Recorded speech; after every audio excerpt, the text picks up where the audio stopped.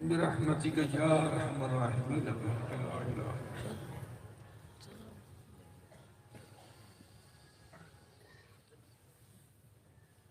الحمد لله رب العالمين والعاقبة للمتقين، والصلاة والسلام على سيد المرسلين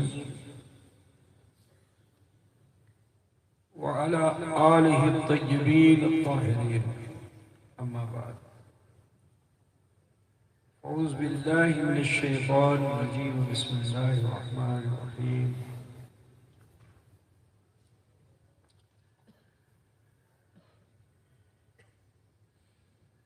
ما آتاكم الرسول فخذوه وما نهاكم عنه فانتهوا. صدق الله مولانا العظيم وبلغنا رسوله النبي الأمي الكريم، ونحن على ذلك لمن الشاهدين والشاكرين والحمد لله رب العالمين. ذی وقار معزز علماء ملت اسلامیہ، شورائے اسلام، نقیب جلسہ، بزم ذکر مصطفیٰ صلی اللہ علیہ وسلم میں شرکت فرمانے والے برادران اسلام،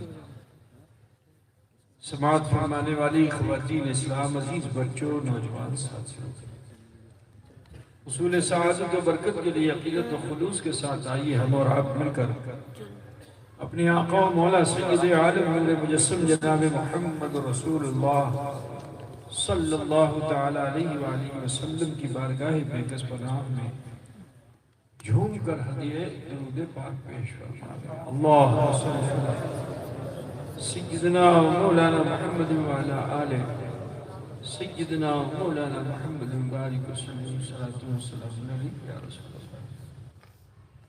آج جو آیا سب نے آپ کی خوب پریچھا لی. رزلٹ کا وقت ہے، پریچھا آپ کی ہو چکی.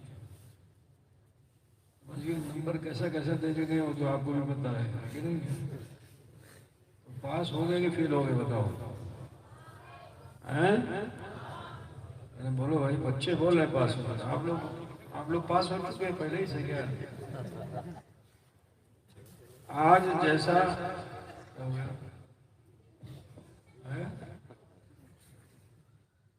ہم کر لینا بھائی.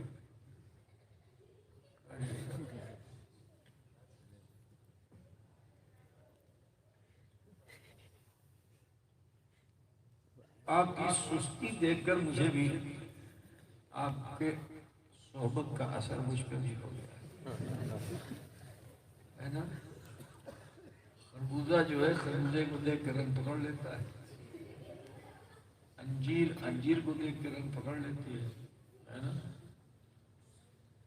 لیکن ہم تو اس دربار میں آئے ہیں جس کے لیے کسی ہندی شاعر نے کہا کہ لالی میرے لال کی جد دیکھو تد لال، اور لالی دیکھن میں گئی اور میں بھی ہو گئی لال.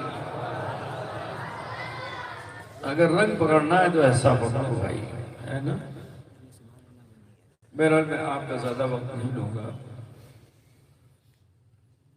اللہ رب العزت ارشاد فرماتا ہے ما آتاکم الرسول فخذوہ ما نہاکم عنہ فانتہوا. جو تمہیں رسول دے لے لو، اور جس چیز سے رسول منع فرماتے باز آ جاؤ.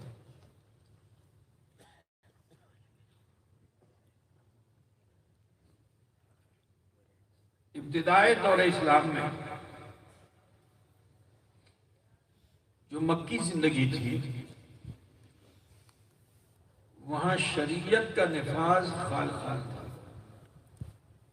لوگ اپنی تہذیب کے ساتھ اسلام لائے ہوئے تھے.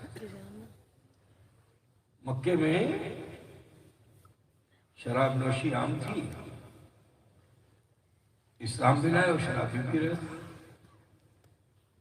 جوئے کا بازار گرم تھا، اسلام بھی لائے اور جوا بھی کھیل رہے تھے.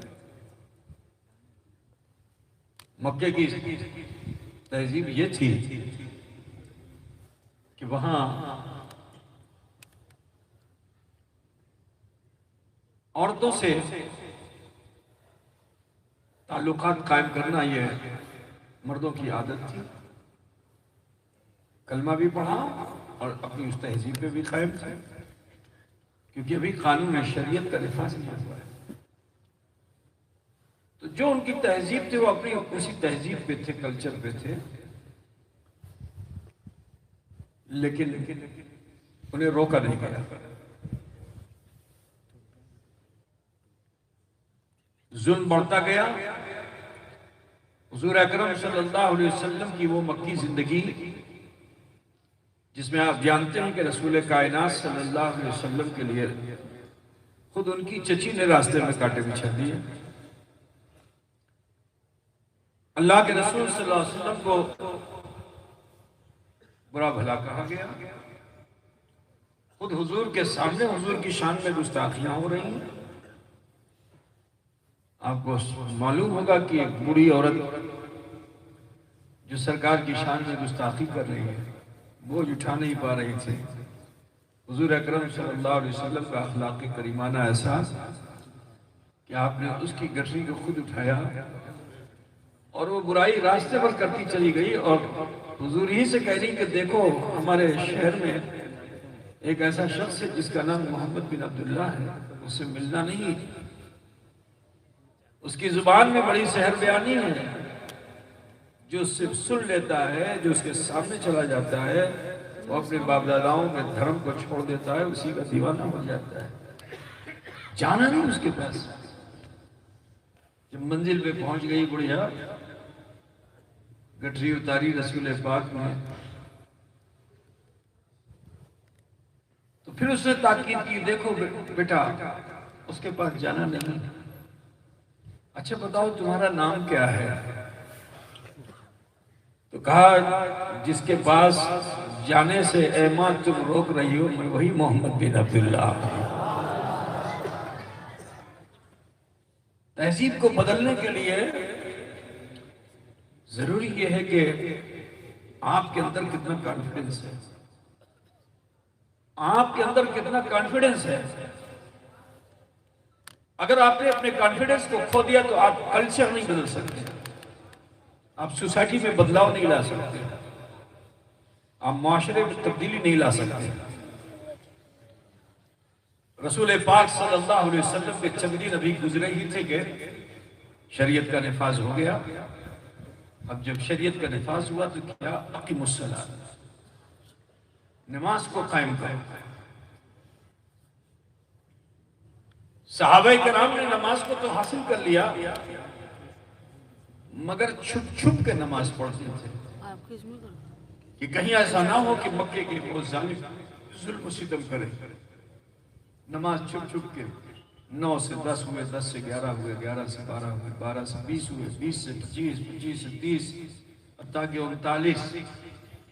39 مسلمان جب تک تھے چھپ چھپ کر نماز پڑھی جاتی رہی، لیکن جب 40ویں مسلمان حضرت عمر فاروق ہوئے کہ جو تلوار لے کر گئے تھے رسول پاک صلی اللہ علیہ وسلم کو قتل کرنے کے لیے، میرے نبی کا پیشنس کیسا تھا، میرے نبی کا اخلاق کیسا تھا کہ رسول کریم صلی اللہ علیہ وسلم کی اس نگاہ کریمانہ کا اثر دیکھو کہ لے کے تو گئے تھے تلوار، مگر نبی کے کردار نے ان کو اتنا متاثر کیا کہ قدموں پہ گرے اور پڑھ لیا کلمہ لا الہ الا اللہ۔ جب مسلمان ہو گئے، یوں کہہ لو کہ مسلمانوں کا 40واں ہو گیا، سمجھ گئے نا؟ تو آپ نے فرمایا کہ اب چھپ کے نماز نہیں پڑھی جائے گی، اب ہم اعلانیہ نماز پڑھیں گے۔ اب جب نماز اعلانیہ پڑھی جانے لگی تو آپ کو معلوم ہے کہ حضور جو خانہ کعبہ کی دیوار کے سائے میں کھڑے ہوئے نماز پڑھنے کے لیے، تو کفار و مشرکین نے ظلم کی انتہا کر ڈالی۔ حضور قیام فرمائے تو وہ آتے ظالم اپنی چادر کو حضور کی گردن میں باندھ کر اور اسے کسنا شروع کر دیتے ہیں، حلق کستی چلی جاتی ہے۔ تو جانتے ہو جس وقت ایسا ظالم کر رہے تھے، ایک دوسرے مجاہد شیعہ لے جن کا نام ہے حضرت سید الشہداء امیر حمزہ، جو حضور کے چچا ہیں، حضرت امیر حمزہ رضی اللہ تعالیٰ عنہ نے جو یہ منظر دیکھا تو تو مکے میں ابھی تک تلوار تو نہیں نکلی تھی، مگر ایک عاشق نبی کھڑا ہو گیا کہ ہم جان دے دیں گے، جان لے لیں گے، مگر شان مصطفیٰ میں کمی آنے نہیں دیں گے۔ میان سے تلوار نکالی اور کہا آؤ مقابلے کے لیے۔ کندھے پر ٹنگی ہوئی کمان تھی، اٹھایا اسے اور اس ظالم کے سر پر آپ نے مارا۔ میرے عزیز یہی نہیں، حضور نماز کی حالت میں سجدے میں ہیں۔ ذرا میرے نبی کا اخلاق تو دیکھو کہ حضور سجدے میں ہیں۔ رکن یمنی ہے، کعبے کے 4 کونے ہیں، رکن اسود سے شروع ہوتا ہے، رکن یمنی پہ ختم ہوتا ہے، رکن اسود، رکن عراقی، رکن شامی، رکن یمنی۔ رکن یمنی پہ آپ سجدے میں تھے اور آپ کی 2.5 سال کی بیٹی سیدہ فاطمہ جو ام ہانی کے دروازے پر چوکھٹ پر بیٹھی ہوئی حضور کو سجدہ کرتے ہوئے دیکھ رہی تھی۔ اچانک ظالموں نے ظلم کی انتہا کر ڈالی اور بڑی اوجھڑی اونٹ کی لے کر آئے، وزنی، جس کو چند لوگ اٹھائے ہوئے تھے، اٹھانے میں بھی مشقت تھی، اور لا کر رسول پاک صلی اللہ علیہ وسلم کے جسم اطہر پر ڈال دیا۔ لیکن سنو، اس وقت کوئی صحابی نہیں تھے کہ جو حضور صلی اللہ علیہ وسلم کے لیے آ کر کھڑے ہوتے، مگر بیٹی فاطمہ نے جو یہ منظر دیکھا، عمر 2.5 سال کی ہے۔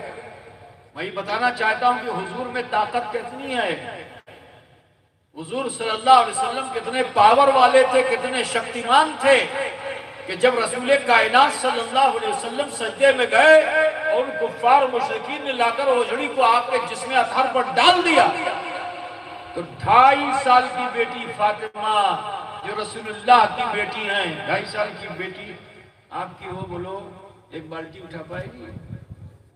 بولیے، خالی بالٹی نہیں اٹھا پائے گی، بڑی بالٹی کی بھی بات چھوڑ دو۔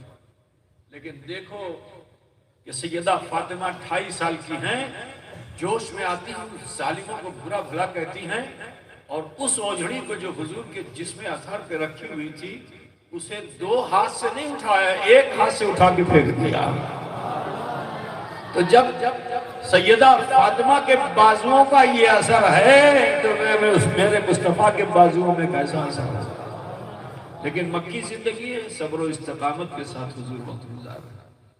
آپ کو معلوم ہے کہ شیب ابی طالب میں ظالموں نے محسوس کر دیا کہ آپ سٹی کے اندر چل پھر نہیں سکتے، کیونکہ حضور جدھر چلتے تھے اسلام پھیلتا تھا۔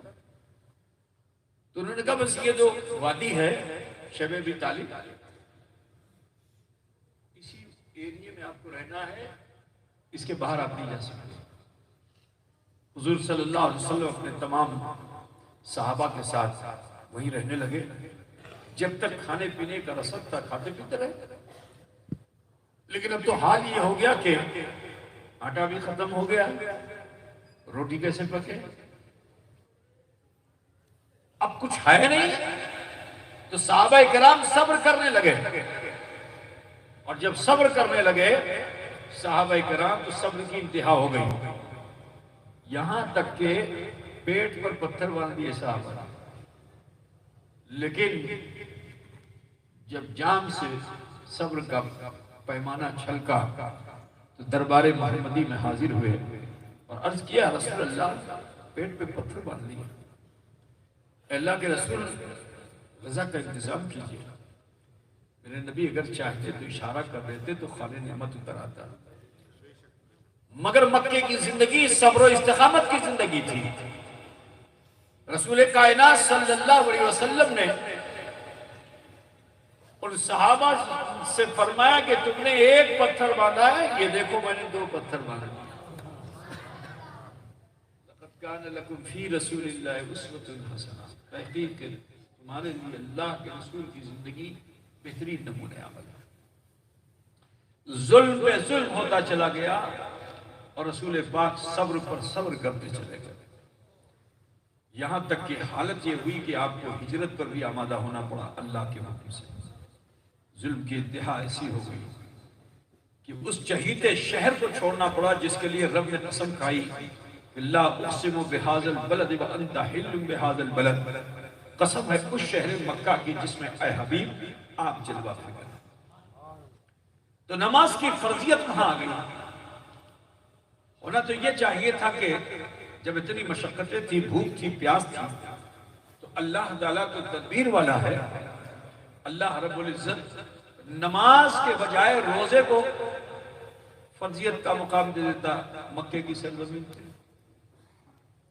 کیونکہ یہاں تو بھوک ہے اور پیاس ہے، تو بھوکے بھی رہتے اور عبادت بھی کرتے، لیکن مجھے بتاؤ اس کی اہمیت ہوتی؟ رمضان المبارک کی پھر اہمیت نہیں ہوتی، روزے کی اہمیت نہیں ہوتی، کیونکہ صحابہ بھوکے ہیں اور بھوکوں پر حکم آ گیا فرضیت کا۔ سب سے زیادہ نفس کشی اگر کسی فرض میں ہے تو وہ روزہ ہے۔ رمضان کا معنی یہ بھڑکتی ہوئی آگ ہے۔ رمضان کا معنی کیا ہے؟ بھڑکتی ہوئی آگ۔ تو انسان کے نفس کی بھڑکتی ہوئی آگ کو بجھانے کا بہترین ذریعہ کیا ہے؟ صوم ہے، روزہ ہے۔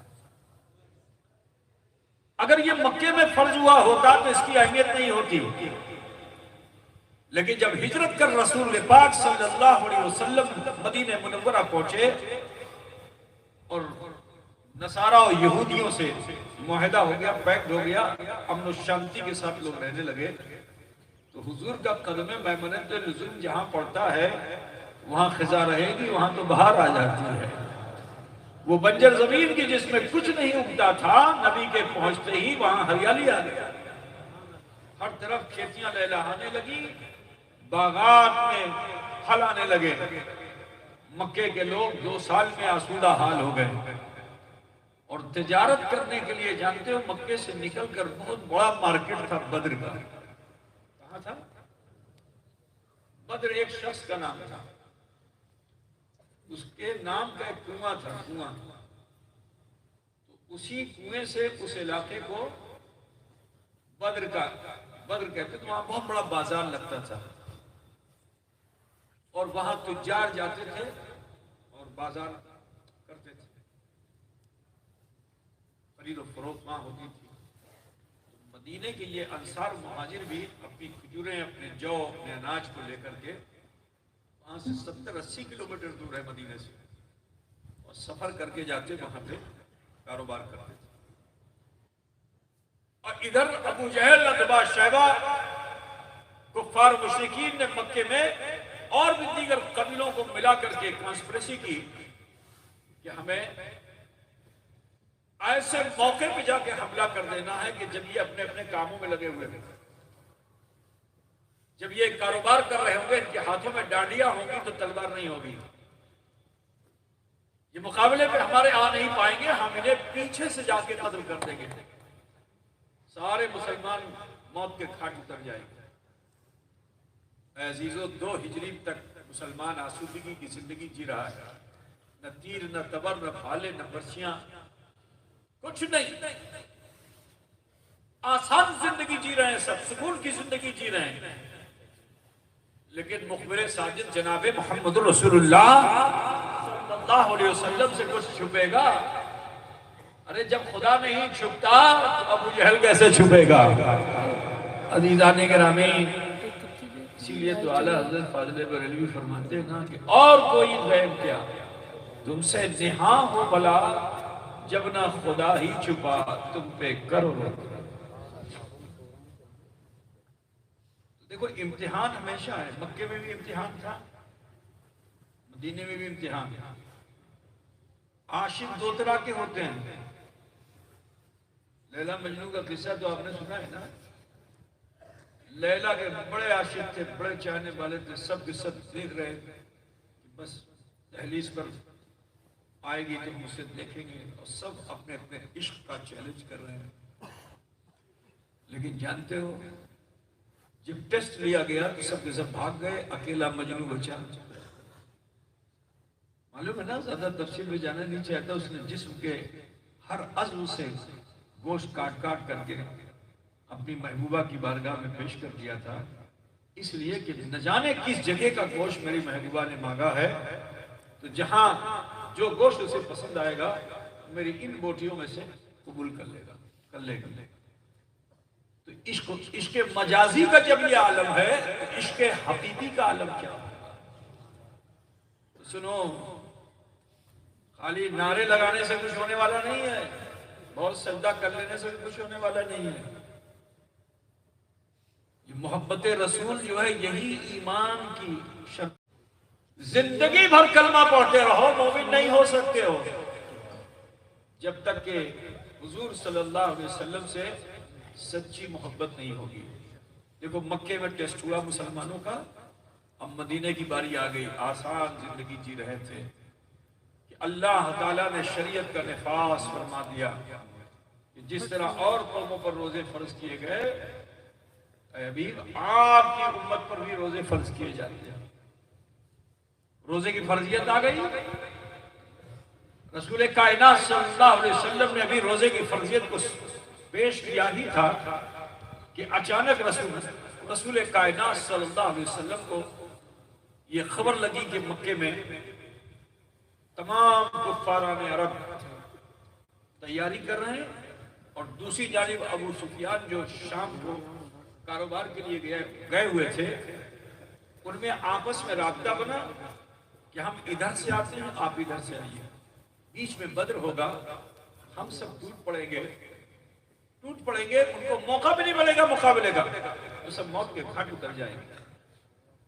تو ادھر سے شام کی طرف سے ابو سفیان اپنے قافلے کے ساتھ، ادھر سے ابو جہل عتبہ شیبہ اپنے قافلے کے ساتھ، چاروں طرف سے گھیرنے کا ارادہ تھا۔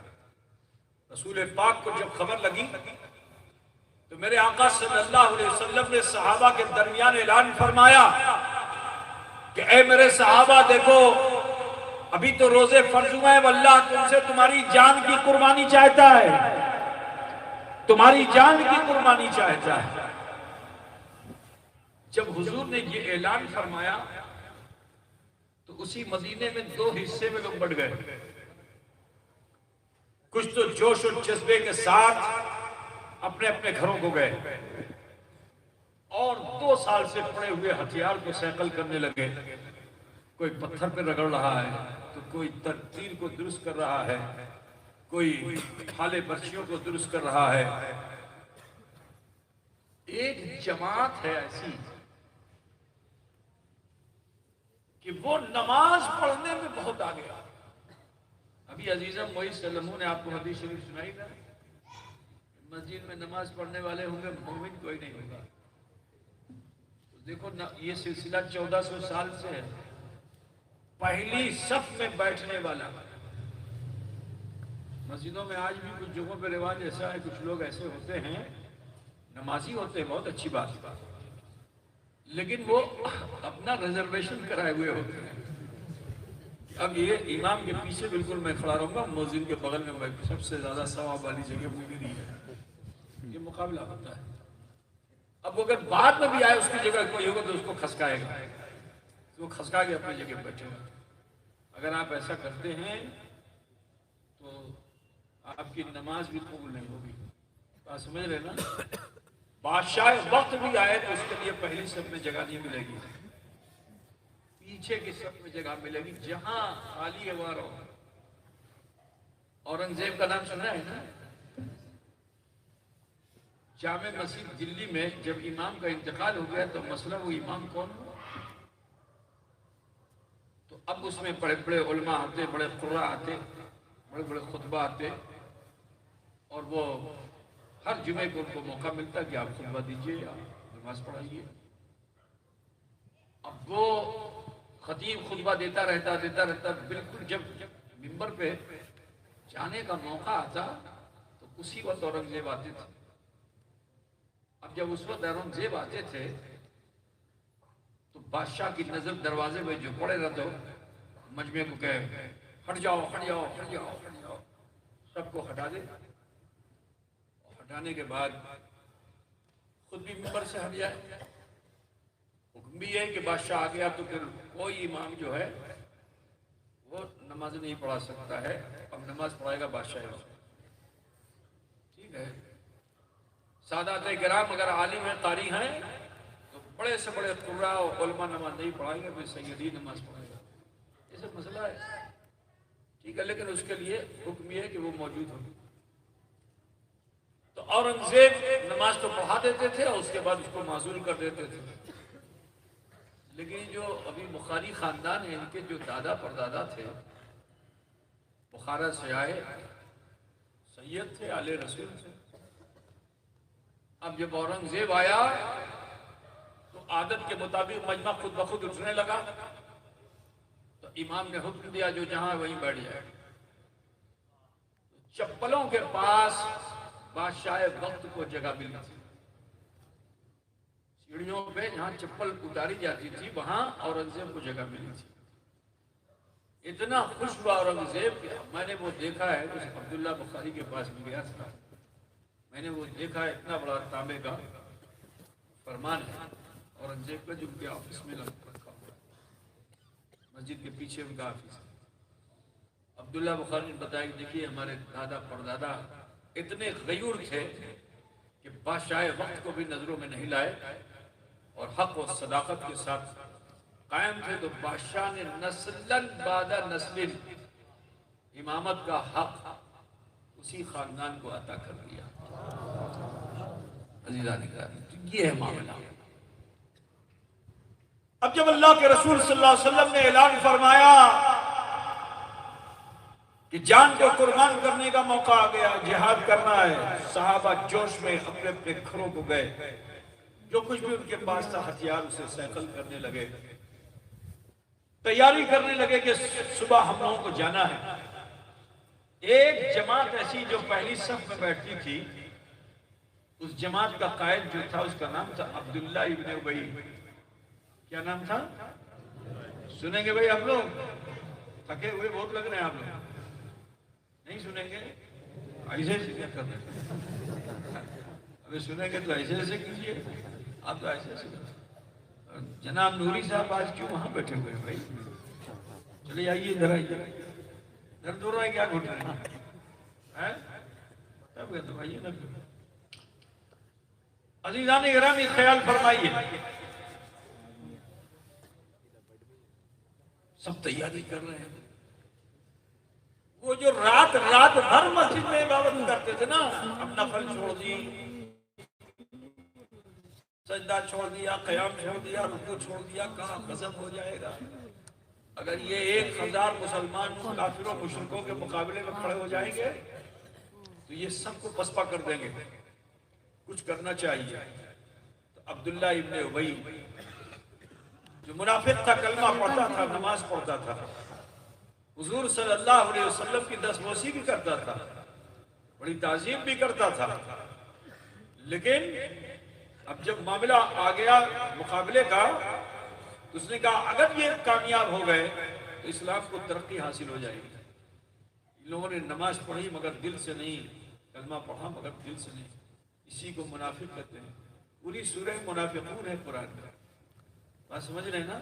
کسی نبی کی امت میں منافق نہیں ہوئے، جو ہوئے کھلے ہوئے دشمن ہوئے، لیکن رسول پاک کی امت میں کلمہ پڑھنے والوں میں تو گروہ ہوا، ایک وہ کہ جو عاشق رسول تھا اور دوسرا وہ جو منافق رسول تھا۔ برادران اسلام، یہ سلسلہ آج تک جاری ہے، آپ دیکھ رہے ہیں نا؟ تو وہ گھر گھر گیا، ڈور ٹو ڈور دستک دیا، اے فلاں کیا کرتے ہو، اے فلاں کیا کرتے ہو، اے فلاں کیا کرتے ہو؟ کہا تمہیں معلوم نہیں؟ تمہیں معلوم نہیں؟ رسول پاک نے فرمایا میدان جہاد میں جانا ہے، اپنی جان کو ہم قربان کریں گے۔ تو عبداللہ ابن ابی نے کہا نادانی مت کرو، یہ ٹوٹی ہوئی تلواروں سے جنگ کی جا سکتی ہے، زنگ آلود تلوار اس سے کسی کی گردن کاٹی جا سکتی ہے، یہ مڑے ہوئے نیزوں سے کسی کے سینے کو چیرا جا سکتا ہے، یہ تمہاری ترکش میں رکھی ہوئی تیر جو ہیں یہ کسی کا سینہ چیر سکتے ہیں؟ یہ تھوڑے سے ہتھیار سے تم کیا مقابلہ کرو گے؟ وہ تو آ رہے ہندی تلوار لے کر، ہندوستان کی تلوار کی حنک عرب تک تھی، تمہارے راجستھان کے راجپوتوں کی تلوار کی حنک جو تھی وہ عرب تک تھی۔ تو تلوار تو ہر جگہ بنتی تھی مگر سب سے زیادہ جو مقبول تلوار تھی وہ ہندوستان کی تلوار تھی۔ تو کیا کہا انہوں نے؟ کہا ہندی تلوار لے کے آ رہے ہیں۔ تم مقابلہ نہیں کر سکتے ان سے، لیکن وہ ماننے کو تیار نہیں۔ اب ڈر آیا، کہا سنو وہ آئیں گے تمہارے گھروں کو جاؤ دیں گے، تمہاری کھیتیوں میں گھوڑے دوڑا دیں گے، یہ جو تمہارے باغات میں کھجور کے پھل لگے ہوئے ہیں یہ سب آ کر کے اجاڑ ڈالیں گے، تمہارے بچوں بچیوں کو چیر پھاڑ ڈالیں گے، انہیں موت کے گھاٹ اتار دیں گے، تمہاری ماں بہن بیٹیوں کے ساتھ دورویوہار کریں گے۔ دیکھیے یہ سب وہ جملے ہیں کہ جو انسان کے گردا گرد جس سے وہ محبت کرتا ہے، ماں سے، باپ سے، بھائی سے، بیٹے سے، بیٹی سے، بہن سے، انہی سے تو ہمارا سینٹیمنٹ جڑا ہوا ہے، اور ایسے لوگ جو ہوتے ہیں انہی سینٹیمنٹ کو ابھار کر کے حقیقت سے ہمیں دور کرتے ہیں۔ تو اب آپ خیال کیجئے کیا کہا، تمہارے بچوں کو چیر پھاڑ ڈالیں گے، تمہارے گھروں کو جاڑ ڈالیں گے، تمہاری کھیتیوں میں گھوڑے دوڑا دیں گے، تمہارے باغات کو تباہ و برباد کر دیں گے، تمہاری ماں بہن بیٹیوں کے ساتھ دورویوہار کریں گے۔ یہ نادانی مت کرو۔ سنو وہ صحابہ کرام انصار و مہاجر جن کی تعداد 1000 کے قریب تھی،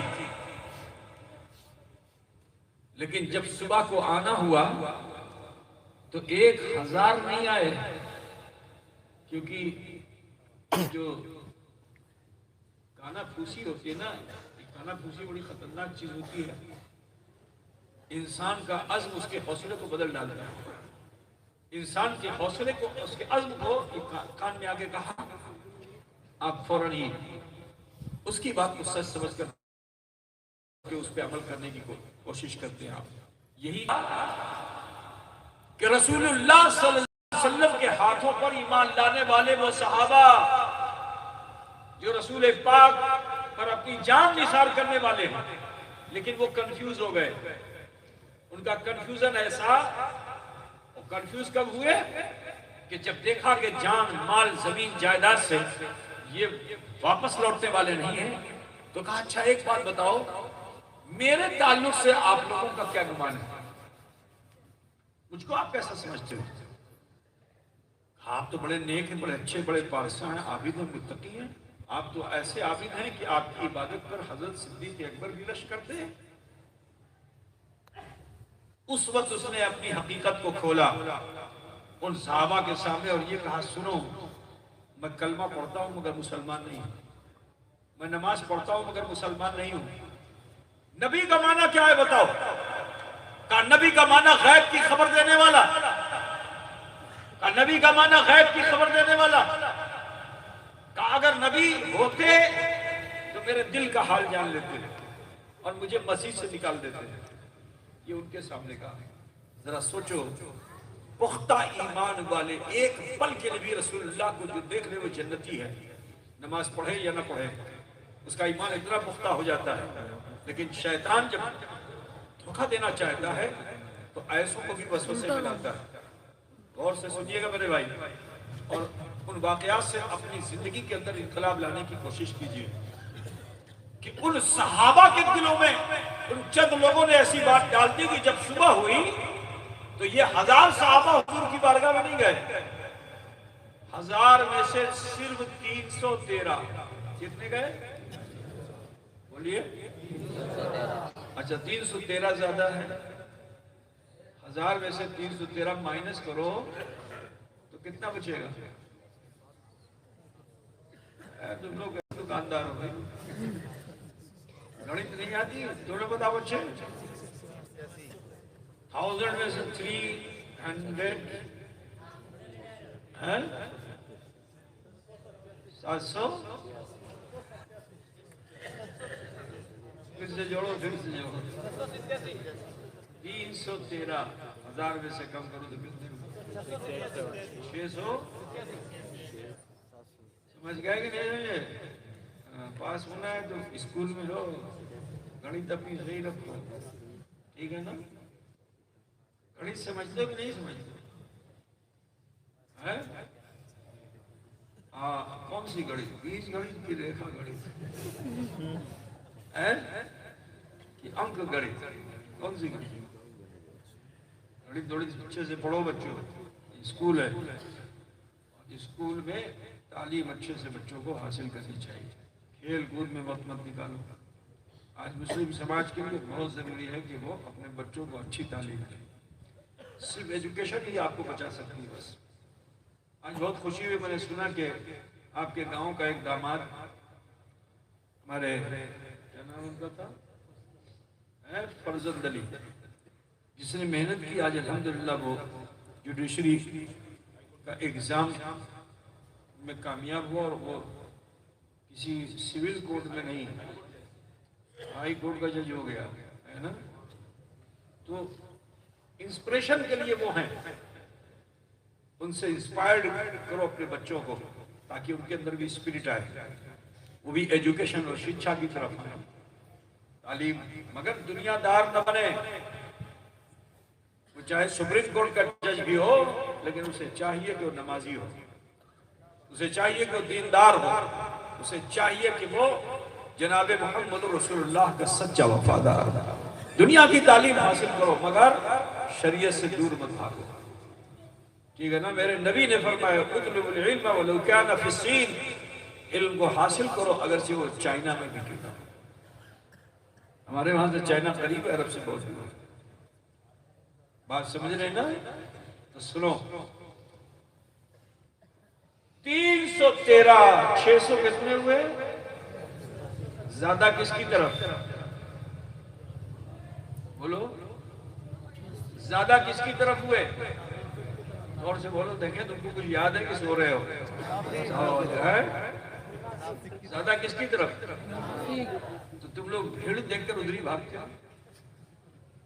بھیڑ دیکھ کے بھاگنا اپنے ایمان کو تباہ کرنا ہے۔ جماعت کو مت دیکھو، فرد کو دیکھو۔ جماعتیں دیکھ دیکھ کر کے تم اپنا ایمان کمزور کر رہے ہو۔ جماعت مت دیکھو، فرد دیکھو، اور فرد میں غریب نواز کو دیکھو، فرد میں اشرف سمنا کو دیکھو، فرد میں محبوب الہی کو دیکھو، فرد میں اپنے مرشد اشرف الاولیاء کو دیکھو۔ یہ وہ ہیں کہ جہاں کھڑے ہو جاتے ہیں وہیں سے قافلہ شروع ہوتا ہے۔ یہ قافلوں کا انتظار نہیں کرتے، قافلے ان کا انتظار۔ 313 رسول اللہ کے ساتھ، منافق کے ساتھ 600۔ ابھی یاد ہو گیا نا تم لوگوں کو؟ 600 بچوں کو یاد ہو گیا۔ تعداد پہ بھروسہ نہیں ہے، خدا کی ذات کا بھروسہ۔ ابھی 313 جب رسول اللہ کی بارگاہ میں حاضر ہوئے، ایسا نہیں تھا ان کے پاس بڑے بڑے ہتھیار تھے، نیت سے آئے تھے۔ تاریخ بدر اٹھا کے دیکھو، صرف 3 یا 5 تلواریں تھیں، چند گھوڑے تھے، کچھ اونٹ تھے، ہتھیار بھی زیادہ نہیں تھا، کچھ کمان تھی، کچھ تیر تھے۔ بولیے کون مقابلہ کرے گا؟ لیکن یہ وہ تھے کہ جن کے لیے یہ کہا گیا کہ حسن یوسف پہ کٹی مصر میں انگشت زنا، سر کٹاتے ہیں تیرے نام پہ مردہ۔ انہیں یہ پرواہ نہیں تھی کہ ہمارے پاس ہتھیار ہے کہ نہیں ہے۔ یہ مصطفیٰ کی گفتار پہ جمع ہوئے تھے، نبی کے کردار پہ جمع ہوئے تھے، ہر پہ بھروسہ نہیں کر رہے تھے۔ بھروسہ تھا حبیب پروردگار پہ بھروسہ تھا۔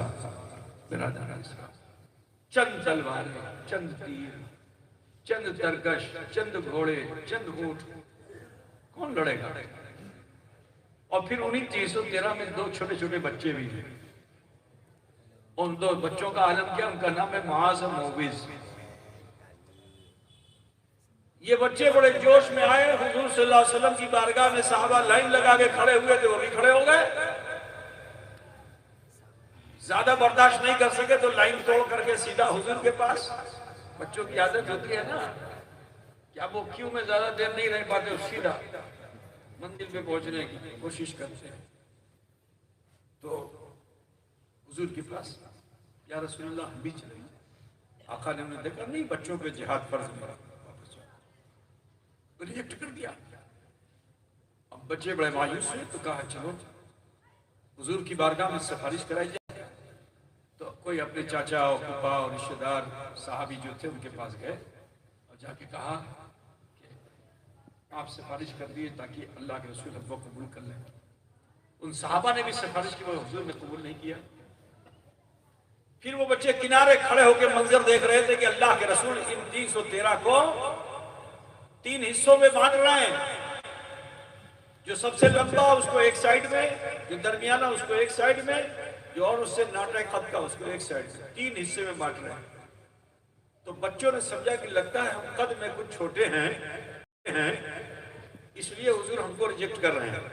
تو جو سب سے ناٹے قد کے صحابہ تھے ان کے پاس بچے آئے، اپنے بڑوں کے کندھے سے اپنا کندھا ملانے کے لیے پنجے کے بل کھڑے ہو کر کے اپنا کندھا بڑوں سے ملا رہے ہیں. ان کی یہ ادا اللہ کو اتنا پسند آئی کہ اللہ نے مکین سدرہ جبریل امین کو بھیجا کہ جبریل جاؤ اور جا کر جناب محمد رسول اللہ سے کہہ دو کہ ان بچوں کے درمیان کشتی کرائیں. کیا اسپرٹ آف اسلام ہے؟ تو سوچو مسلمانوں، کیسا جذبہ دینی ہے یہ. بے تابانہ اپنی اپنی جگہوں پہ تھے. جبریل نے آگے کہا بچوں سے کشتی لڑائی جائے. حضور نے بلایا، وہ بچے دوڑ کر حضور کی بارگاہ میں گئے. کہا اچھا ٹھیک ہے تم لوگ کشتی لڑو. کشتی سمجھتے ہیں؟ دنگل دنگل نہیں سمجھتے؟ بہت کم سر ہل رہا ہے بھائی. ارے منہ سے بول دو، سمجھتے ہو نہیں سمجھتے؟ کبھی کشتی لڑی ہے؟ جھگڑے تم لوگ بہت کر رہے ہو، کشتی نہیں لڑتے ہو. کشتی لڑنا سنت رسول ہے. بات سمجھ رہے ہیں نا؟ تو یہ لڑائی کرو تو بہت اچھی بات ہے، لیکن تم لوگ تو روز دن صبح سے لے کے شام تک نہ جانے کتنے جھگڑے کرتے ہو. ٹھیک ہے، گھر میں دنگل، بازار میں دنگل، جنگل میں دنگل، کوئی جگہ چھوڑی نہیں جہاں تم نے دنگل نہیں کیا، مگر کشتی نہیں کی. نبی کی سنت پہ عمل کر کے کشتی لڑو، اللہ تعالیٰ تمہارے بازو میں قوت عطا فرما دے. تو عزیزو، بچوں نے جو سنا تو بڑے جوش میں آئے اور کھاڑے میں اتر گئے. اب دونوں بھائیوں نے اپنے تمام کشتی کے جتنے داؤں تھے سب لگا ڈالے. لڑتے لڑتے تھک گئے. آخرکار دونوں دو طرف گر گئے. جیسے ہی گرے حضرت جبریل پھر حاضر ہو گئے اللہ کا حکم لے کر کہ یا رسول اللہ، اللہ تعالیٰ نے ان دونوں کو قبول فرما لیا ہے، انہیں جہاد میں جانے کی اجازت دیجیے. رسول کائنات صلی اللہ علیہ وسلم مسکراتے ہیں، فرمایا بیٹے تمہیں بھی اجازت مل گئی ہے، چلو اللہ کی طرف سے. کیا نصیب والے تھے وہ.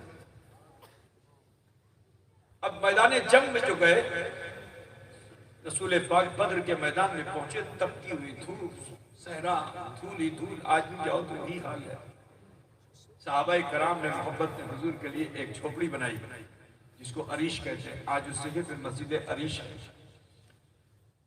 اللہ کے رسول اس جھوپڑی، ایسی جھوپڑی تھی کھڑے نہیں ہو سکتے کیونکہ اتنی لکڑی نہیں تھی. جو لکڑی تھی اسی لکڑی کو کھڑا کر کے اسی کے اوپر عریش بنا دیا. اللہ کے رسول کھڑے بھی نہیں ہو سکتے تھے اس میں. لیکن جانتے ہو اللہ کے رسول صلی اللہ علیہ وسلم آدھی رات تک رب کی بارگاہ میں گڑ گڑا کر عرضی لگا رہے ہیں. اے اللہ، اے پروردگارہ، اے رب قدیر، اگر صبح کو یہ میری امت پسپا ہو گئی تو قیامت تک پھر تیرا نام لینے والا کوئی نہیں ہوگا. اے اللہ انہیں سرفرازی عطا فرما، اے اللہ انہیں سرخروئی عطا فرما. رو رہے حضور کی آنکھوں سے اشک جاری ہے. باہر کھڑے صدیق اکبر حضور کی بے تابانہ دعا کو سن رہے ہیں تو خود بے تاب ہو گئے اور حضور کی اس بے تابی کو اب برداشت نہ کر سکے. اندر آئے اور حضور کے دونوں ہاتھوں کو پکڑ لیا اور رسول پاک سے فرماتے ہیں اب بس بھی کیجئے. کیا فرماتے ہیں؟ ہوتا ہے نا جیسے کوئی روتا ہے تو کہتے ہیں چپ ہو جاؤ، بس کرو. بولتے ہیں نا، میرے رسول کو صدیق اکبر تسلی دے رہا اب بس بھی کیجئے. یا رسول اللہ، ہمارا یقین یہ کہتا ہے کہ اللہ ہمیں ہی کامیابی عطا فرمائے گا. میرے رسول کو تسلی ملی، عریش سے باہر نکلے. جھوپڑی کہنا بھی ادب کے خلاف ہے. عریش سے باہر نکلے. اور پھر میدان جنگ میں حضور معائنے کے لیے تشریف لے گئے تمام صحابہ کو لے کر کے۔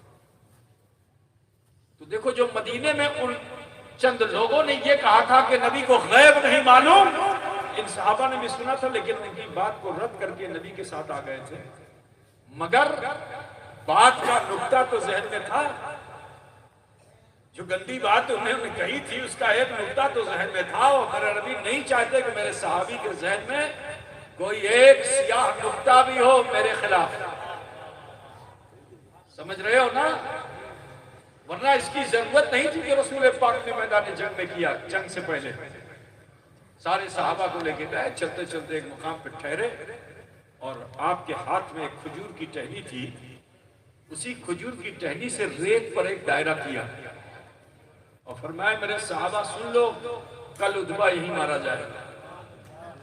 کسی کی زندگی اور موت کی خبر دے سکتے ہو کہ تو نبی کو پیٹھ پیچھے کی خبر نہیں، حضور کو تو مرنے جینے کی خبر ہے۔ میرے عزیز نبی نے فرمایا، اور کہاں مرے گا وہ کوئی بتا سکے گا؟ میرے نبی مرنے کی جگہ بھی بتا رہے ہیں، نشان کیا، دائرہ کر دیا، یہاں پہ ابو جہل مارا جائے گا۔ پھر کچھ دور گئے، ایک نشان پھر کیا اور فرمایا کہ یہاں عتبہ مارا جائے گا۔ پھر کچھ دور گئے، وہاں فرمایا یہاں شیبہ مارا جائے گا۔ 3 نشان کر دیا۔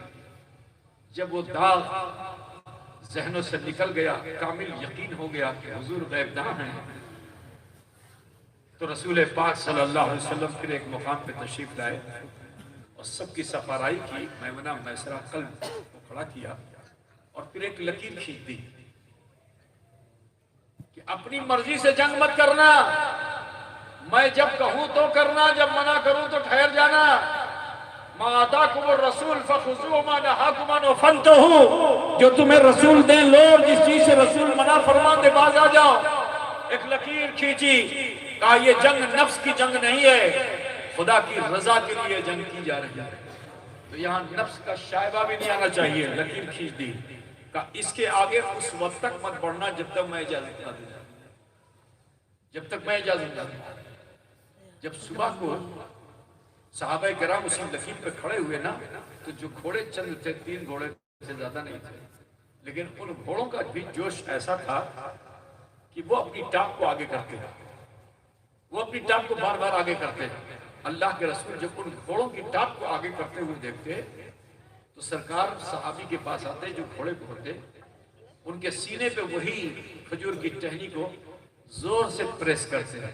تو اگر کھجور کی ٹہنی کو زور سے پریس کیا جائے تو بولو وہ دھنوش بن جائے گی نہیں؟ سمجھ میں آ رہا ہی نہیں؟ کھجور کی ٹہنی تو بہت نرم ہوتی ہے نا، تو سینے پہ آپ لگاتے ہیں وہ بالکل قوس بن جاتا ہے، ٹھیک؟ دھنوش جس کو آپ بولتے ہیں، اور فرماتے دیکھو اپنے قدم پیچھے پیچھے۔ ابھی تو گھوڑے پہ بیٹھے ہوئے تھے، گھوڑے کا قدم آگے تھا، نبی کیا فرماتے اپنا قدم پیچھے پیچھے۔ جب تک میں حکم نہ دے دوں میدان جہاد میں اترنا نہیں، کیونکہ اسلام جہاد نفس کے لیے نہیں کرتا ہے، اسلام میں جہاد نفس کے لیے نہیں ہے، اسلام میں جہاد حق و باطل کے مقابلے کے لیے۔ برادران ملت، صبح کو یہی کیفیت تھی، حضور بار بار جاتے، روکتے ٹوکتے، اور صحابہ کا جوش شہادت ایسا، جذبہ شہادت ایسا، چاہتے تھے کہ بس مجھے رسول پاک حکم دے دیں اور میں میدان جنگ میں اتر جاؤں۔ حتیٰ کہ ادھر سے چند بہادروں سورماؤں نے دعوت دی کہ مقابلے پہ لاؤ، تو میرے رسول نے نہ انصار کو بھیجا نہ مہاجر کو بھیجا، میرے رسول نے اپنے گھر والوں کو، امیر حمزہ کو بھیجا، گردن کاٹ کے چلے آئے، پھر حضرت جعفر کو بھیجا، سر قلم کر کے آ گئے، پھر حضرت مولائے کائنات مشکل کشا کو بھیجا، تو وہ جو پہلوان تھا وہ تو چشمے زدن میں حضرت مولائے کائنات کے ایک وار میں ہی موت کے گھاٹ اتر گیا۔ میدان جنگ میں خاندان ہاشمی کے یہ چشم و چراغ تھے کہ جو اپنے بہادری کے جوہر دکھا رہے تھے، یہاں تک کہ گھمسان کی جنگ ہو گئی، یہ تھوڑے سے مسلمان تھے، ادھر سے ہزاروں کی تعداد میں تھے، اور مسلسل وار پہ وار کیے جا رہے تھے۔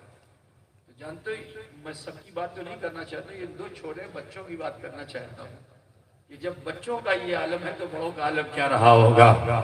یہ دونوں بچے جو حضرت معاذ اور موبس تھے، یہ میدان جنگ میں اترے، جس طرف چلے جاتے کشتوں کو کشتے لگا دیتے، نہ چھوٹا دیکھتے نہ بڑا دیکھتے، نہ بہادر دیکھتے نہ سورما دیکھتے، بس بجلی کی طرح قہر بن کر کے جس طرف جاتے گر جاتے، کفار مشرکین کے سر بلند ہوتے۔ عزیزو مگر لوٹ کے آتے تھے تو صحابہ سے پوچھتے تھے ابو جہل کہاں ہے؟ کیا پوچھتے تھے؟ ابو جہل کہاں ہے؟ دھیرے سے پوچھتے تھے ابو جہل کہاں ہے؟ صحابہ نے پھر پوچھتے کوئی رشتہ داری ہے کیا؟ کہا نہیں، اس سے رشتہ داری کیسی؟ جو نبی کی شان میں گستاخی کرے اس سے رشتہ داری ہوگی۔ آج کاش کہ ان بچوں کا سبق ہم سیکھ لیتے، کاش کہ ہم بچوں کا سبق ہم سیکھ لیتے۔ ہم رشتے ایسی جگہ کرتے ہیں جہاں گستاخانے رسول ہوتے ہیں۔ بچوں ہے مسلمانوں سے، وہ صحابی ہیں، بچے ابھی ایسوں سے رشتہ کریں گے تو گستاخ رسول ہو، جو نبی کی شان میں گالیاں دینے والا ہو۔ ارے ہم تو ڈھونڈ رہے ہیں کب سے، کبھی قلب میں جاتے ہیں کبھی میسرہ میں جاتے ہیں، اس لیے جاتے ہیں کہ ڈھونڈ لیں، پہچان لیں کہ ابو جہل ہے کہاں۔ ہماری تلوار ہوگی، اس کا بدن ہوگا، ہم اسے موت کے گھاٹ اتار دیں گے، اس کے ٹکڑے ٹکڑے کر دیں گے، بتائیے ابو جہل ہے کہاں۔ ایک صحابی نے دکھا دیا، کہا دیکھو وہ جو بہت بہادری سے لڑ رہا ہے، شمشیر زنی میں ید طولہ رکھتا ہے، بڑا موٹا تازہ ہے، اس کے مقابلے میں لوگ جاتے ہوئے ڈرتے ہیں، بیٹا وہاں کہاں جاؤ گے، لقم اجل بن جاؤ گے، وہی ابو جہل ہے۔ تو جانتے ان بچوں نے کہا کہ ہمیں خوف مت دلائیے، ہم رسول اللہ کے امتی ہیں، ہمیں خوف مت دلائیے، ہم کسی سے ڈرنے والے نہیں ہیں، ہم تو گھر سے یہ عہد کر کے آئے ہیں کہ جو گستاخ رسول ہے اسے دنیا میں ہم جینے دیں گے۔ آخرکار وہ بچے جب پہنچے تو ابو جہل کی پشت تھی اور یہ دونوں بچے ابو جہل کے پیچھے پیٹھ پر تھے، اگر چاہتے تو ایک ایک تلوار مارتے کھیرے کی طرح کٹ جاتا ہے، لیکن اسلام وہ مذہب ہے کہ جو میدان جنگ میں بھی دھوکہ نہیں دیتا، اپنے دشمن کو بھی دھوکہ نہیں دیتا۔ مسلمان پشت پہ کھڑے ہو گیا للکار رہے ہیں کہ اے ابو جہل ہم سے مقابلہ کر۔ ابو جہل نے مڑ کر کے جو ان دونوں بچوں کو دیکھا نا تو قہقہے لگائے اور کہا کہ اے بچوں، ارے جاؤ جاؤ، ابھی زندگی بہت ہے، موت کو دستک مت دو، لقمہ اجل ابھی مت بنو، زندگی بہت بڑی ہے، جاؤ اپنے باپ کو بھیجو، بڑوں کو بھیجو۔ تو ان بچوں نے کہا بڑوں سے تو بعد میں نپٹنا، پہلے ہم سے مقابلہ کرتے تو دیکھا۔ اور پھر انہوں نے اشعار کہے، بڑی بہادری کے اشعار ان بچوں نے کہے۔ میدان جنگ میں سامنے والے کو جذبات کو ابھارنے کے لیے عربی زبان میں شاعری کی جاتی تھی، ان بچوں نے شاعری کی، جھنجلا گیا اور غصے میں آ کر کے اس نے تلوار کو سونتا اور پھر ان بچوں کی طرف جیسے ہی وار کیا، انہوں نے ڈھال پہ اس کے وار کو روکا اور چشمے زدن میں دو تلوار فضا میں لہرائی اور پھر ایسا لگا کہ جیسے کوئی بجلی کڑکی ہو اور کھیرے ککڑی کی طرح کٹ کر زمین پہ آ گیا۔ ابھی مرا نہیں تھا، اسی دائرے میں پڑا ہوا تھا، اپنی موت پر افسوس کر رہا ہے کہ افسوس کہ آج میں اپنے تمام تر فن حرب کو جانتے ہوئے بھی کسی بہادر اور پہلوان کے مقابلے میں نہیں مر رہا ہوں، دو اسلام کے دو ننھے بچوں کی ننھی تلواروں سے مجھے موت آ رہی ہے۔ عزیزو ایڑیاں رگڑ کر اسی جگہ پر موت آ گئی اسے جہاں نبی نے دائرہ کیا تھا۔ بات کو سمجھ رہے ہیں نا؟ تو میرے نبی نے عتبہ شیبہ کے لیے بھی ایسی ہی دائرہ کھینچا تھا، وہ بھی موت کے گھاٹ اتر گئے۔ لیکن میں یہاں ایک بات اور بھی بتا دوں، مجاہدین اسلام کا جذبہ دینی کیسا تھا، میں اسی بات کو عرض کر کے رخصت ہو جاؤں گا کہ ایک مجاہد سے ان کی تلوار ٹوٹ گئی،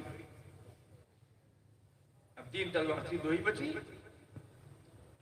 تلوار جب ٹوٹ گئی تو کہاں آئے؟ رسول پاک کی بات عرض کیا یا رسول اللہ تلوار ٹوٹ گئی، اب جنگ کیسے کریں؟ تو حضور فرماتے پیچھے ہو جاؤ، اب تمہیں جنگ کرنے کی ضرورت نہیں ہے۔ لیکن میرے نبی نے دنیا والوں کو دکھا دیا وہ تلوار جو ٹوٹی تھی۔ صحابی آئے نبی کے پاس تو نبی نے دنیا والوں کو دکھا دیا کہ نبی تلوار سے جنگ نہیں کرتے، کردار سے جنگ کرتے۔ آپ نے کھجور کی ٹہنی کو 2 حصے میں چیر دیا اور صحابی کو دے دیا۔ آج کا مرید ہوتا تو کود کے بھاگ جاتا ہے، پیر صاحب نے کیا کرنا ہے نا، جان بچاؤ لاکھوں پاؤ، ہے نا، جان بچاؤ لاکھوں پاؤ، پیر صاحب کے چکر میں مت رہو، ان تو مار ڈالیں گے یہ، ہے نا۔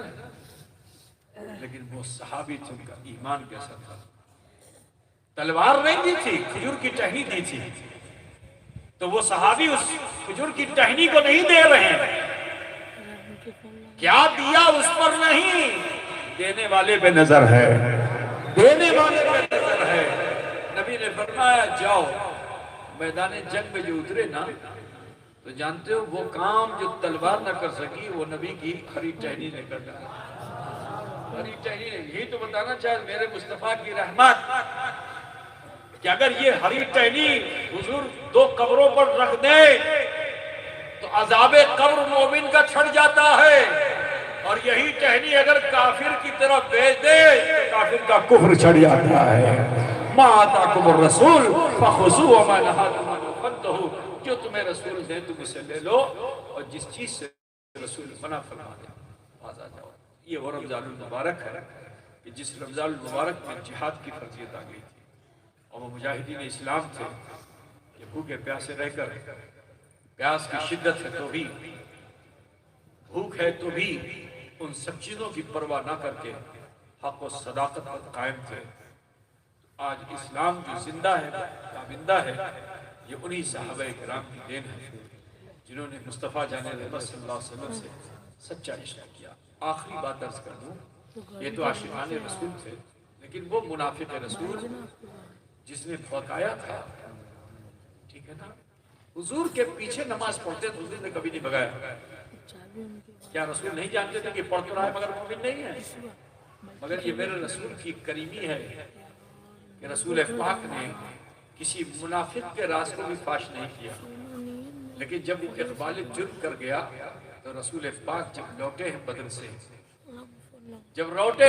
بدر سے اور پھر مال غنیمت جو آیا تھا اسے تقسیم کیا جانے لگا، تو سب سے پہلے یہ منافقین آگے کھڑے ہو گئے حصہ بانٹنے کے لیے، حصہ لینے کے لیے، کہ جو میدان بدر میں مال غنیمت پیسہ ٹکا آیا تھا وہ حاصل کرنے کے لیے آگے کھڑے ہو گئے۔ تو میرے رسول نے جو دیکھا تو فرماتے کیا، اخرج یا عبداللہ ابن ابی من مسجدی، کہ اے عبداللہ ابن ابی میری مسجد سے نکل جا، انت منافق، تو منافق ہے، تو منافق ہے۔ تو میرے عزیز تو پتہ کیا چلا کہ منافقوں کے مسجدوں سے نکالنا بھی سنت رسول ہے۔ بات سمجھ رہے ہیں نا؟ اپنے ایمان و عقیدے کا تحفظ کیجئے، اور اس رمضان المبارک میں نفس کشی کیجئے، اپنی اصلاح کیجئے، اپنے دل کے زنگ کو اتاریے۔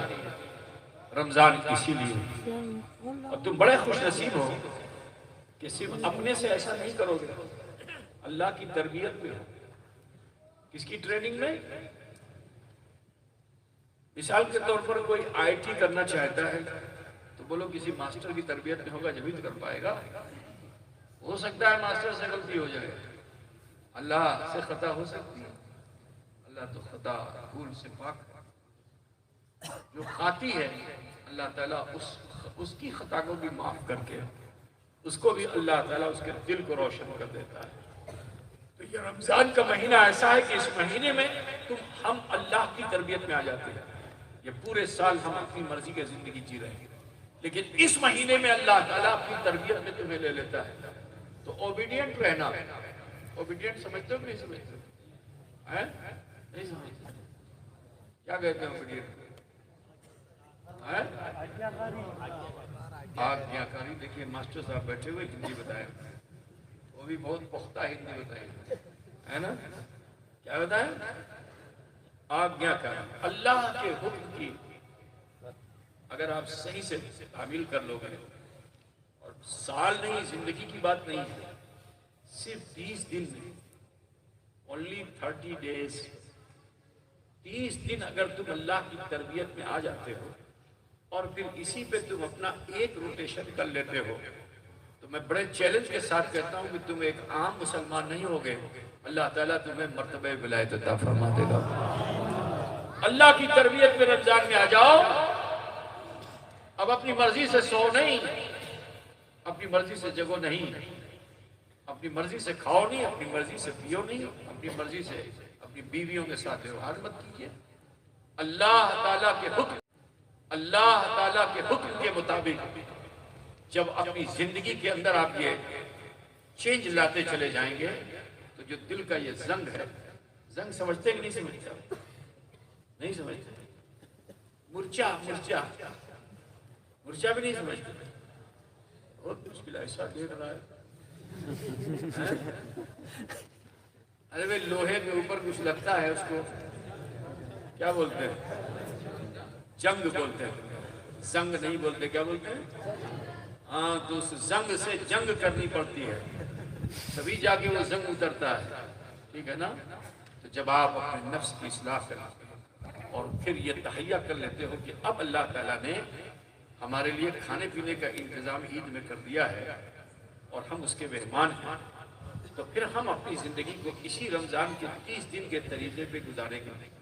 खुदा कहता हूँ इस 30 डेज को 360 दिन में अगर आपने बदल दिया, तो मेरा चैलेंज है कि अल्लाह ताला आपको इरफान हक जरूर अता फरमा देगा। तो बड़े नसीब की बात है कि अल्लाह ताला ने साल में एक महीना हमें ऐसा अता फरमाया। इस महीने की बरकत को कबूल कीजिएगा और अपनी जिंदगी में इनकलाब लाने की कोशिश कीजिएगा। सिर्फ ये नहीं है कि खूब पकौड़े खा लिए और नमाजें नहीं पढ़ी, है ना। जहाँ इफ्तार पार्टी है तो बिल्कुल भीड़ लगा के पहुंच गए और जमात में शरीक नहीं हुए। अगर ऐसा करते हो तो बड़ी गंदी बात है। नहीं अजीजों, खाने पीने के लिए रमजान को मत रखो, ठीक है ना। रमजान इसलिए है ताकि मुजाहिदे नफ्स हो सके। तो आप सबसे कहना है कि इसकी बरकत को कबूल कीजिएगा। चंद दिन बचे हुए हैं, अल्लाह ताला ने इस महीने की में ऐसी ऐसी बरकतें रखी हैं। 10 दिन रहमतों का है ना, 10 दिन मग़फ़िरत का है, और 10 दिन ऐसा है कि जिसमें जहन्नम से आज़ादी का परवाना है। इस 30 दिन में तुम्हें जहन्नम से आज़ादी का परवाना भी मिल जाता है। अगर सही से जिंदगी गुजार दोगे तो 360 दिन तुम्हारे एक तरफ और ये 30 दिन एक तरफ। अगर इस 30 दिन को सही से तुमने गुजार दिया तो तुम्हें अल्लाह खुद सर्टिफिकेट दे देगा जहन्नम से आज़ादी का। मैं दुआ करता हूँ कि अल्लाह ताला हमें तुम्हें सबको अमल खैर की तौफीक रफ़ी। बहुत बहुत काफ़ी हो चुका। इन साल पहली मरतबा शाबान मौसम के आखिरी अय्याम में आने का मौका मिला, क्योंकि यूँ तो रजब रजब में हम लोगों का मामूल था जमा होने का, लेकिन ये दुनिया है, यहाँ हालात ऐसे होते हैं कि कभी आसानी है तो कभी मुश्किल है। सिर्फ मुरीद के लिए मुश्किल नहीं, पीर के लिए भी मुश्किल आती है, और पीर को ज़्यादा मुश्किल आती है। मुरीद से ज़्यादा मुश्किल पीर को आती है। बात समझिए ना। तो वो दौर ऐसा था कि उसमें बड़ी मुश्किल तो मैं नहीं कहता, कुछ मुश्किल आई थी, लेकिन अल्लाह ताला ने मुरीदों की दुआ के असर से उस मुश्किल को आसान फरमा दिया। तो आप रात से मिलकर बेहद खुशी हुई। मैंने सोचा था कि अब अगले साल मुलाकात होगी, लेकिन हमारे रशीद भाई और तमाम फुक़हा ने मुसलसल इसरार किया तो हाजिर हो गया। दुआ करता हूँ अल्लाह ताला हमारी आपकी इस मुलाकात को मुबारक को सही फरमाए। बस आओ, इतना अच्छा होगा कि रमज़ान के महीने में पहुँचने से पहले ही हम अपने को पाक व साफ कर लें। और पाक व साफ होने का बेहतरीन ज़रिया क्या है? मुराक़बा और मुहासबा। आपको मालूम है, रोज़ानू बैठ जाइए, बहन बेटियाँ भी ऐसी बैठ जाएँ, आप सब भी ऐसा बैठ। और थोड़ी देर के लिए सभी लोग सरों को झुकाइए, दिल के आईने में झांकिए, देखिए मेरा बचपन कैसा, मेरी जवानी कैसी, मेरा बुढ़ापा कैसा, تک کی زندگی کیسی، اگر کوئی خطا ہوئی ہو تو اسے اپنے رب کے حضور پیش کر کے پروردگار سے معافی مانگ لیجیے۔ اللہ تعالیٰ غفار و غفور ہے، ہمارے آپ سب کے چھوٹے بڑے گناہوں کو معاف فرمانے والا ہے۔ اپنے ہاتھوں کو باندھ دیجیے، سر جھکائیے، دل کے آئینے میں جھانکیے، دیکھیے میرا بچپن، جوانی، بڑھاپا کیسا۔ اگر کچھ بھول خطا گناہ نظر آئے تو اسے اکٹھا کر کے ارحم الراحمین کی بارگاہ میں پیش کر۔ وہ غفور الرحیم ہے، ہمارے آپ سب کے چھوٹے بڑے گناہوں کو معاف فرمانے والا ہے۔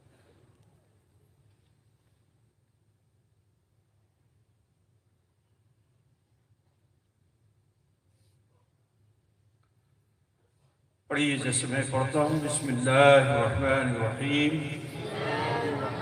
لا الہ الا اللہ محمد رسول اللہ، اللہ ہی معبود ہے، محمد رسول اللہ صلی اللہ علیہ وسلم اللہ کے سچے رسول ہیں۔ استغفر اللہ ربی من کل ذنب واتوب الیہ۔ اے اللہ، تیری بارگاہ سچے دل سے سب چھوٹے بڑے گناہوں سے ہم توبہ کرتے ہیں اور وسیلہ چاہتے ہیں تیرے محبوب سید عالم نور مجسم احمد مجتبی محمد مصطفیٰ صلی اللہ علیہ وسلم کا اس مختصر سے وقت میں اللہ کریم نے ہم سب کو فرمایا کہ ہم نے کلمہ شریف پڑھا، استغفار کیا۔ بالکل یقین جان لیجیے اس وقت اللہ تعالیٰ نے ہم سب کو اس حال میں پہنچا دیا جیسے ماں کے پیٹ سے پیدا ہونے والا بچہ ہوتا ہے۔ ضروری ہے کہ اپنی آنے والی زندگی کو بہتر بنائیے، غلط کاموں سے اپنے آپ کو بچائیے، نیک عمل کیجیے۔ بہن بیٹیوں سے کہنا ہے کہ اپنے گھروں میں مصلی بچھائیے، نمازوں کا اہتمام کیجیے، قرآن پاک کی تلاوت کیجیے، ذکر و اذکار کیجیے۔ اور آپ سب سے بھی کہنا ہے کہ اپنی مسجدیں آباد کیجیے، قرآن کی تلاوت کیجیے، ذکر و اذکار کیجیے، غیبت چغلی سے بچیے، جھوٹ بولنے سے بچیے، برائی سے بچیے۔ بڑی سخت ضرورت ہے مسلمانوں، اس وقت بہت مشکل میں ہے مسلمان۔ چاہتے ہو کہ مسلمانوں کو آسانیاں ملے تو اپنی زندگی میں بدلاؤ لاؤ مسلمان، آج اس کی بڑی سخت ضرورت ہے۔ مجھے امید ہے کہ صحابہ کا مسلمان اس حقیر فقیر کی گزارش و استدعا کو ضرور قبول کرے گا اور اپنے جیون میں بدلاؤ لانے کی کوشش کرے گا، اس طرح کی زندگی گزارے گا جیسی زندگی